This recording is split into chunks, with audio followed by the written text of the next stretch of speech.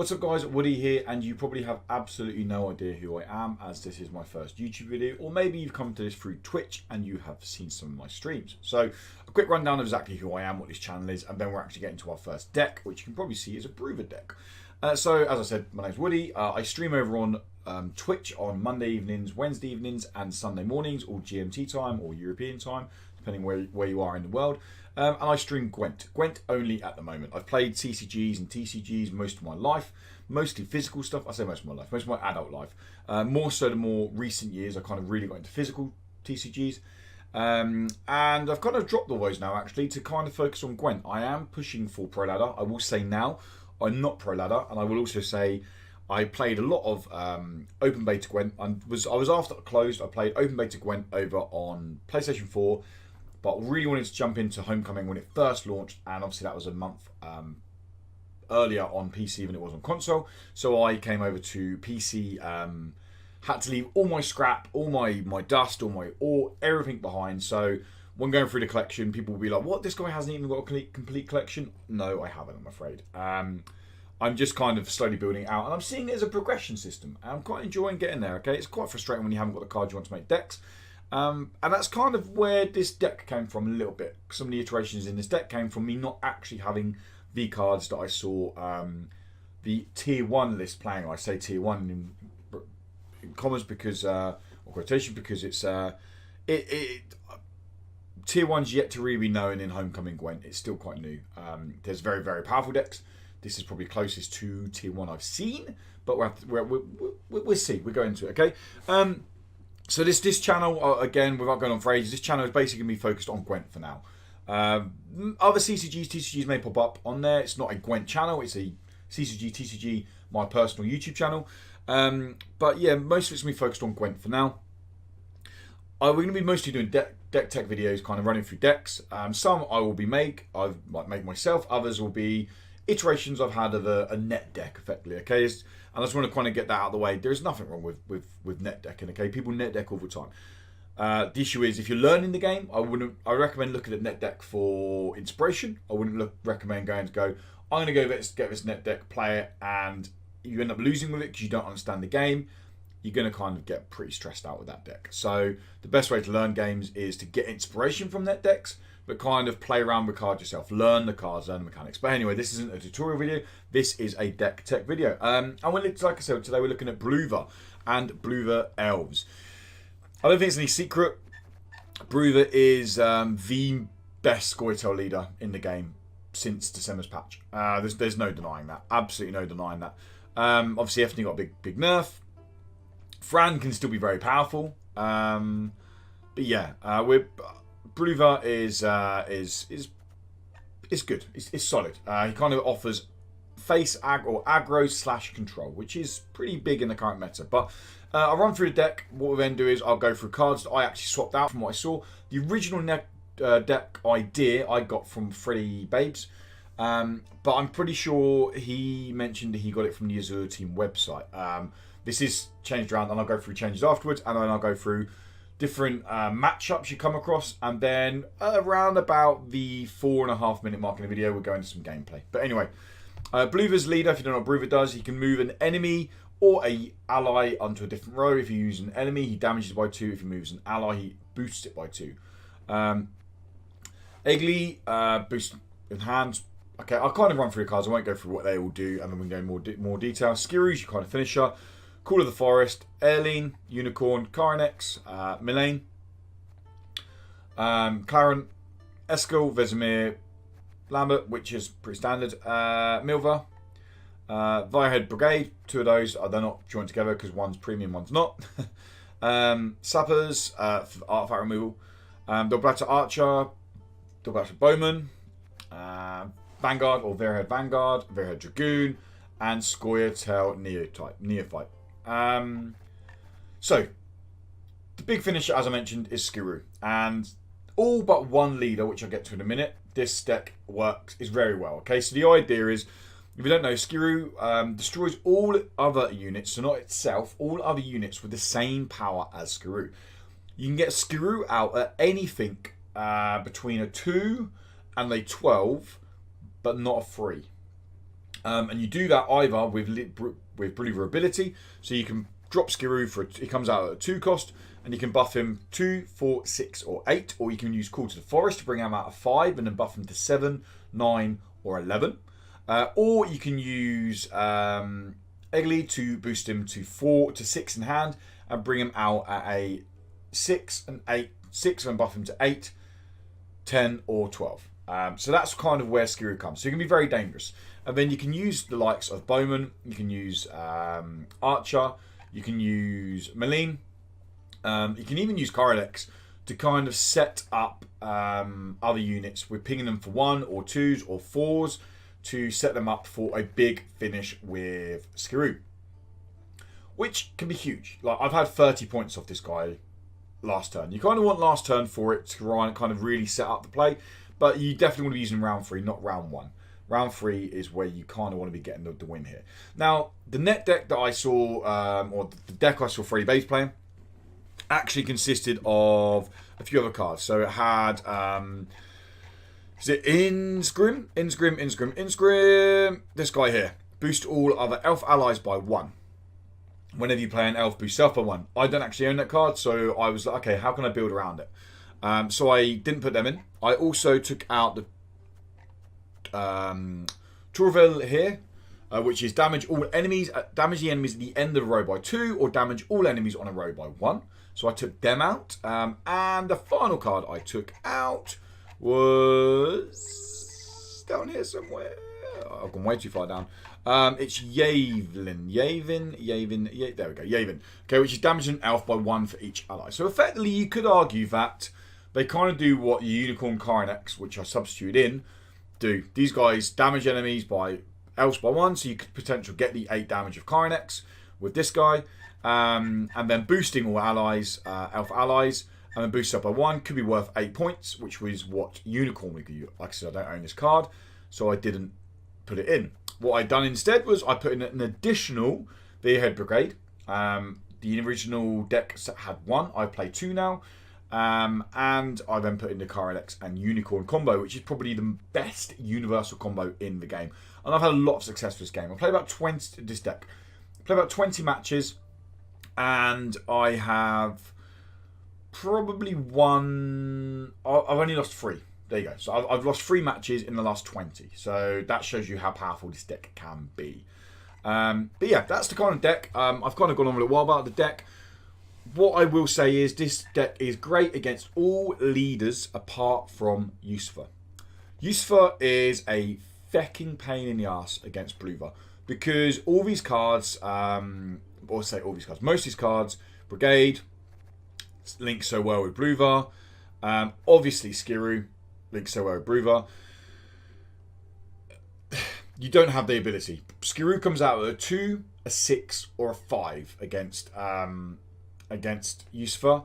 The best thing you play against Yusufa is when he plays against Slave Infantry. Slave Infantry is the one that, when he plays it, chooses another card and it turns into another Slave Infantry, and they both come out of 5s. The best thing you can do is wait for round 3 when they drop that. Maybe they even drop 2 of them. Before they drop the general that buffs those cards by 2, you play Skiroo for a 5 from Call to the Forest. Skiroo comes out and you can get anything between a 15 and a 25 point play just off Slave Infantry. Yusufa doesn't have much tempo round 3, so that pretty much means you win the game with that single play. Quick note before we jump into gameplay. Sorry, I'm going on a little while now. Something I didn't realise. If you use Call to the Forest in round 3, or round 1, on Aeroline, the elf that brings herself out when you have 5 or more elves allies on the board, if you use Call to the Forest on Aeroline, it puts her back into the deck, and then after you play Skiroo and end your turn, she comes back out. Also, to note, if she's damaged. So I done it by accident. Airling was down to 1. I used Call of the Forest on Airling, so that's she's 1 cost. She went back in the deck, reset to 5. Skiroo come out, done the damage. Airling come back out afterwards. As a kind of salt in your wounds, an additional 5 points just to go, there you go. You're already 20 points up. There's another 5. But anyway, that's the deck. It isn't my idea. I have to go from that. It isn't Brouver Elves deck. It's probably the most powerful deck I've seen in the current meta. Let's jump into some gameplay, and I will say the gameplay we're going to see now is not. I'm not ripped this from a stream. I want to kind of these videos. I want to run games straight after the deck tech, so I can kind of talk through the deck, what my ideas are around playing stuff, and you can kind of see how the deck's played, see how I'm playing the deck, and we can just talk about whether it's working, not working. But at the moment, it's working very well. So let's dive over to some gameplay. Okay, so we have a mirror match. This will be interesting, won't it? Because Battle of the Bluevers. Okay, we don't want Erling. We would want witches, really? Now, we can't really afford another mulligan because we don't have witches in hand, and we draw 2 next turn. We have 1 mulligan to try and get rid of them. But we also are lacking tempo. It's pretty random in this day. I mean, obviously it happens. You don't draw into witches. But you have to be careful. You don't want to be mulligan your hand away round 1 and trying to find witches, not finding them, and then drawing into 2 next round. That is horrible when that happens. And very hard to come back from. On the flip side of that, we've got pretty good value off these guys. These are your turn 1 plays normally. 3-head guard, you boost up by 1 for each elf in hand, and it's pretty much a whole deck of elves, so we get pretty good value off these bronzes. A 9, and then this one will come out for an 8. This will be quick and painful. And they did draw into witches, which means if we can stay with them after witches, and we get witches round 2, round 3, then it's not bad, not too bad. I shall not fail. The thing we have to be careful with here is a lot of our units are obviously going to be very similar power to these guys, to theirs. So it means Skiru, we're going to have to be very careful with what Skiru comes out at. Yeah, so we're going to play with these guys next, actually. It means we're 1 away from Erling, and then we play the Brigade because we have 2 Dragoons. So anytime, so when Brigade comes into play, it pings an enemy by 2, and then every time it's moved, it repeats its deployability. It pings again for 2. So having Dragoons, we're kind of just pinging for fun. They are also probably trying to get Erling out. As I did say in the deck tech, sometimes having Erling come out round 3 is better because you can call to the Forest Home round 3 and get her back out. But it's not that good that you want to give up winning the round, basically. So when you're playing against a Brouver deck, you want to be watching what are they pinging, what are they setting up Skiru for. Or I've seen a couple run Scorch over Skiru, which I find an odd choice. But each their own.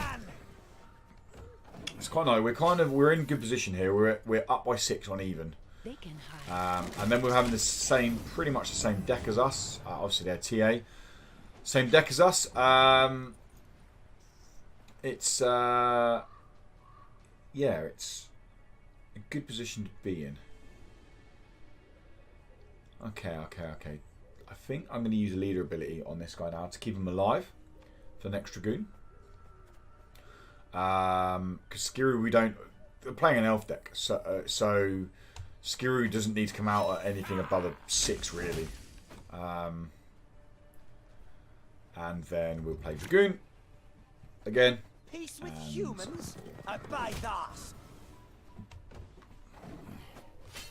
Storm only got to hit on the single on the 1 then, and we didn't get the full 2 value, but it's RNG for you. I kind of want to keep these as set up for Skiru. I feel like unicorns to play here.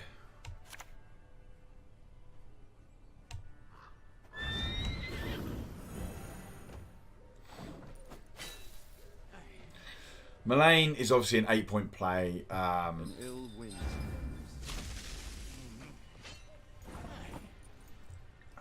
She's a good setup, but she's also good at putting pressure on them on even, which I'm kind of, yeah.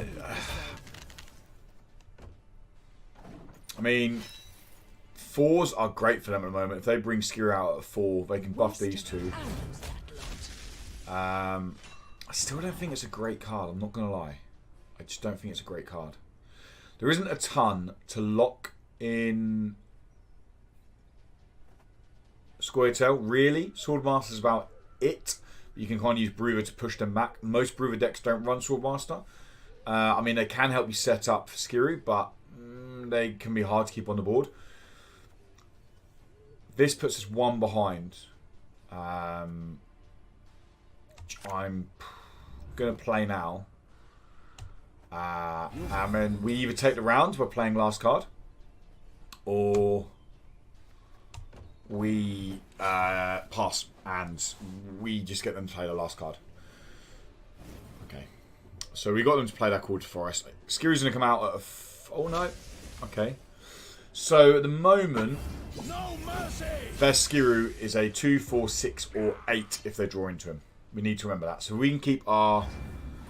There you go. So that was the players on about. They call to the forest, Elin, and she comes back out.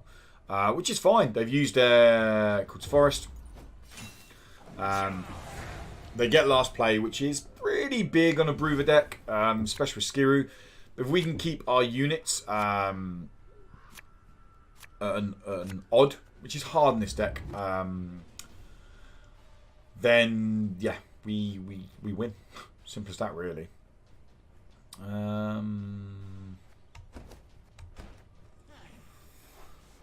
Yeah.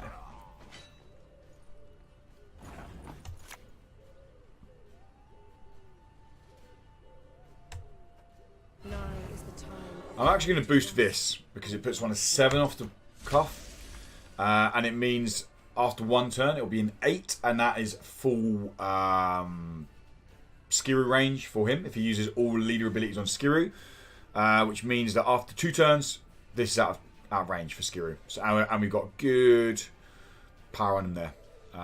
So that's my logic behind putting that on Milva. Alright, so we still have witches to draw into, and we kind of need Skirid areas, and we have called to the forest, and we still have no witches, which is fair enough. Okay, so what calls to the forest targets do we have? None really, so we can get rid of call to the forest. Coronex, come on, give us a witcher. What are the chances we didn't get a single witcher this game? That is genuinely insane. Alright. Don't you fret about me. I can take care of myself. So, at the moment, I was hoping you would say that. these are targets for Skiru. Okay, so that's instead of 6. So maybe we aim for 6 on Skiru. Which is hard because we now need to ping them. So do we go 4s? Maybe we go for 4s. We need to keep them even, whatever we do.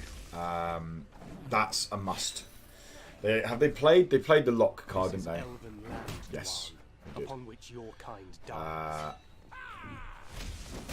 That helps us a lot, actually.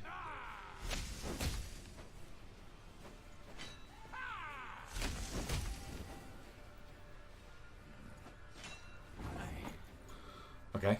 It still helps us a lot.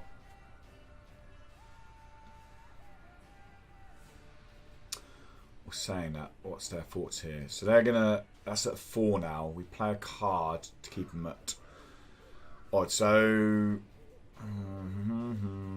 we need to think about this. That's at 4, so they're not going to want to play Skiru at 4. So I think we're pretty safe. Playing Kyrenex now to get them down to 5.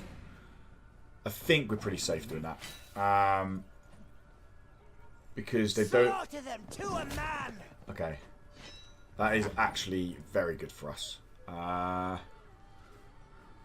Yeah.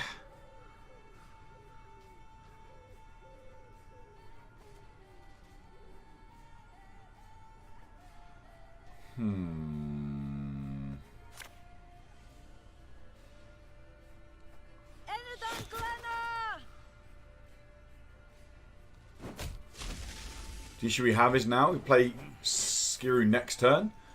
She goes to a 4. This is the issue with this deck. You have to really think about everything around Skiru, okay? So we're perfectly set up for a board wipe at the moment on them.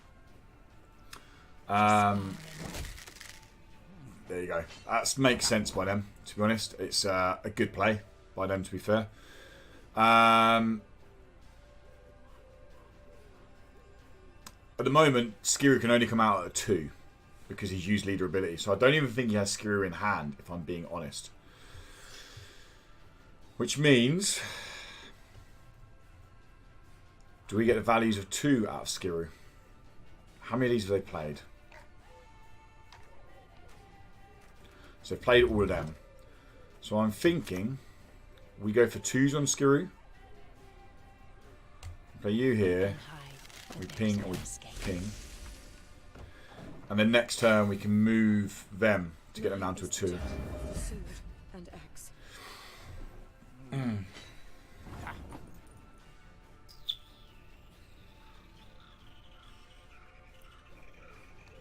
Okay, so we get you away from being a 2.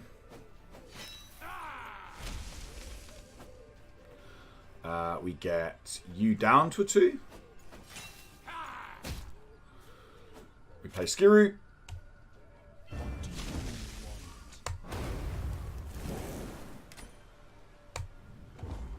And they boost by 4.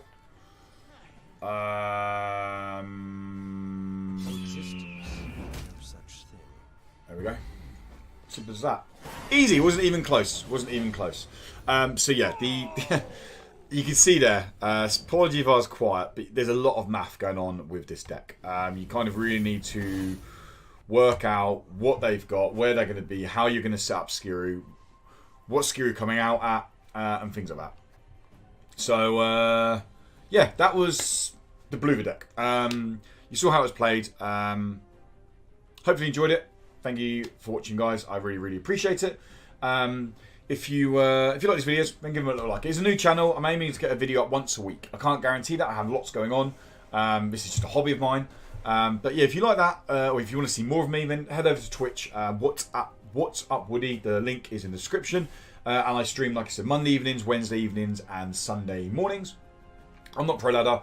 I'm pushing pro ladder, but I'm currently sat at rank 6, and we'll see where I get to in this season and next season as well. But I'm loving Gwent. This channel is going to be focused at the moment mostly on Gwent, with the odd little addition in here or there, mostly deck text. And I'm aiming to get a video, like I said, once a week.